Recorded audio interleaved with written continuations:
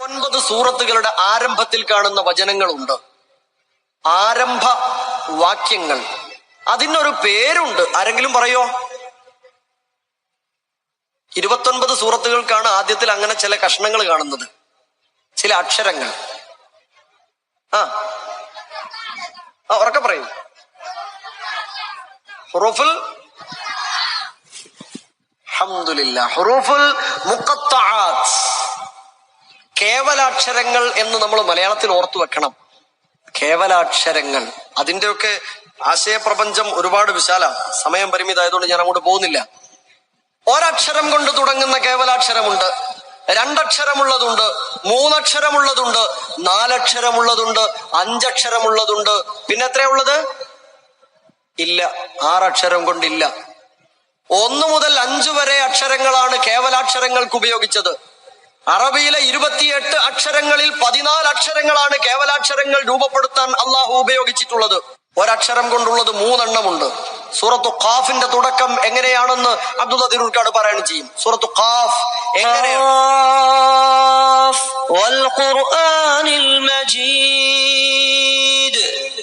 Okay, നമ്മളൊക്കെ പല ആളുകളും ഓതാറുള്ളത് എന്താ?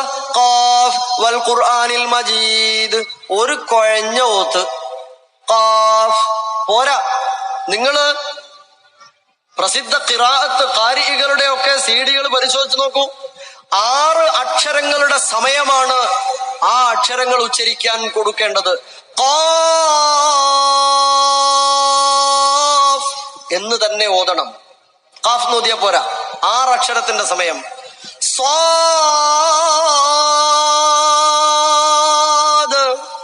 നൂൻ വൽ ഖലമി വമാ യസ്തുറൂൻ. 20-ാം അധ്യായം സൂറത്ത് ത്വാഹയുടെ തുടക്കം. ത്വാഹ. അതെന്തേ അങ്ങനെ? അങ്ങനെയാ, അതങ്ങനെയാ റസൂലിന് ഓതിക്കൊടുത്തത്. അതാണ് അതിന്റെ തജ്വീദ്. ത്വാഉം ഹാഉം 2 അക്ഷരത്തിന്റെ ദീർഘമേ പറ്റുള്ളൂ ഖിറാഅത്ത് തജ്വീദ് പ്രകാരം. ത്വാഹ. ത്വാസീൻ എന്ന സൂറത്തോ?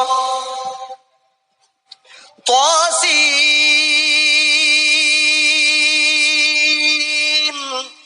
ഈ 29 എണ്ണം കാണാതെ പഠിച്ചു വെച്ചാൽ മതി. ഏത് പ്രായത്തിലുള്ളവർക്കും എളുപ്പമാണ്. യാസീൻ ഖൽബുൽ ഖുർആൻ എങ്ങനെയാ തുടങ്ങുക? യാ നീട്ടിയില്ല മക്കള്, നീട്ടാൻ പറ്റൂല. നമ്മൾ ഓതാറുള്ളത് യാസീൻ എന്നാ. അങ്ങനെയല്ല, യാസീൻ. സീനിനാണ് ദീർഘമുള്ളത്. ഹാമീമാണ് പലപ്പോഴും തെറ്റുപറ്റാറുള്ളത്. ഹാമീമോ നിങ്ങൾ ഓതു? അതും ഗംഭീരമായിട്ടുണ്ട്. പലരും അത് ഓതാറുള്ളത് മീമിന് ശബ്ദ് കൊടുത്തിട്ട് ഹാഇനെ നീട്ടും. പാടില്ല. ഹാമീം 3 അക്ഷരം. അലിഫ് ലാം മീം. എന്നാൽ അലിഫ് ലാം റാ എങ്ങനെ ഓതും? അലിഫ് ലാം റാ. റാ 2 ദീർഘമാണുള്ളത്. അലിഫ് ലാം നീട്ടാം, റാ 2 ദീർഘമാണ്. ത്വാസീം മീം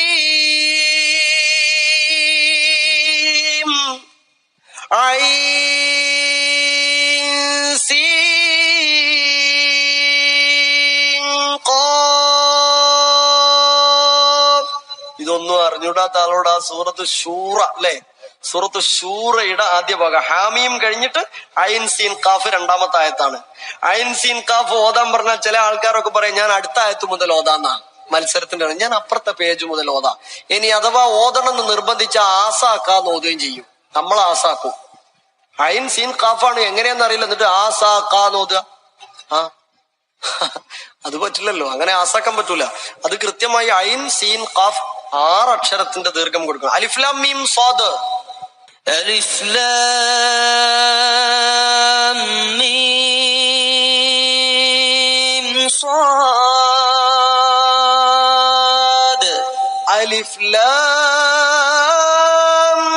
മീം റാ. കാഫ് ഹാ യാ ഐൻ സ്വാദ്. كاف ها يا عين صاد. 5 അക്ഷരങ്ങളേ ഉള്ളൂ. കാഫ്, ഹാ, യാ,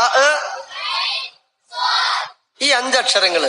യാ, ഹാ, ഈ 2 അക്ഷരങ്ങള് ദീർഘമില്ലാതെ, അഥവാ 2 അക്ഷരത്തിന്റെ സമയമേ കൊടുക്കാൻ പാടുള്ളൂ. ഹാ യാന്ന്, ഹാ യാ. കാഫ് നീട്ടണം, ഐന് നീട്ടണം, സ്വാദ് നീട്ടണം. കാഫ് ഹാ യാ, ഹാ യാ, കാഫ് ഹാ യാ ഐൻ സ്വാദ്. ذكر رحمة ربك عبده زكريا إذ نادى ربه نداء خفيا എന്നിങ്ങനെ നിയമം പാലിച്ചുകൊണ്ട് കൃത്യമായി ഓതാൻ വേണ്ടി നാം ശ്രദ്ധിക്കണം.